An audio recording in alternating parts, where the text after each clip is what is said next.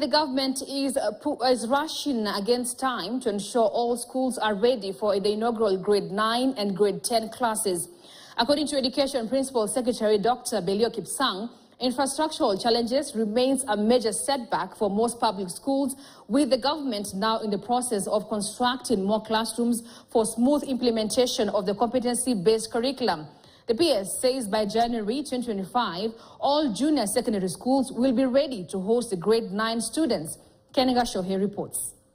Speaking after touring several schools in Nyandarua County, Education PS Belio Kipsang said that preparations are in top gear to ensure there are enough classrooms to host the first grade 9 class early next year. We are already constructing 11,000 classrooms, which are at various levels of completion. We have also agreed with our head teachers and the heads of institutions that out of the capitation that we give them, we have 3,000 shillings that goes towards maintenance and improvement.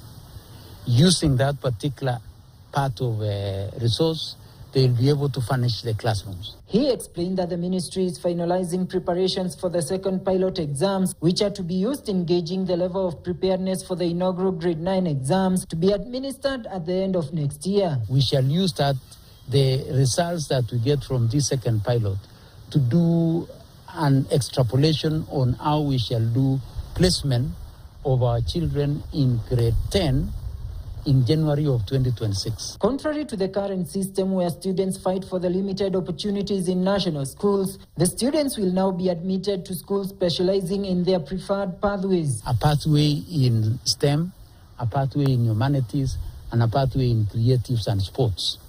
And the way that we are looking forward in placement is that our children will be looking more on which school as their pathway. And our children have been saying, I want to go to a national school, I want to go to an extra-county school.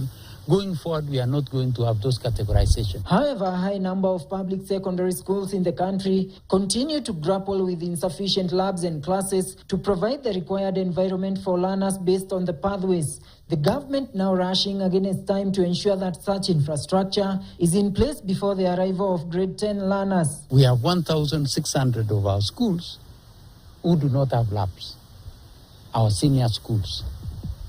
And to prepare our senior schools to be able to offer STEM, starting January 2025, we are going to construct a laboratory in every school without a lab now. The PS adding that expansion and improvement of infrastructure in primary and secondary schools brings to an end the debate on where the junior secondary schools should be domiciled. Kenyans Shohe, KTN News. Well, thank you.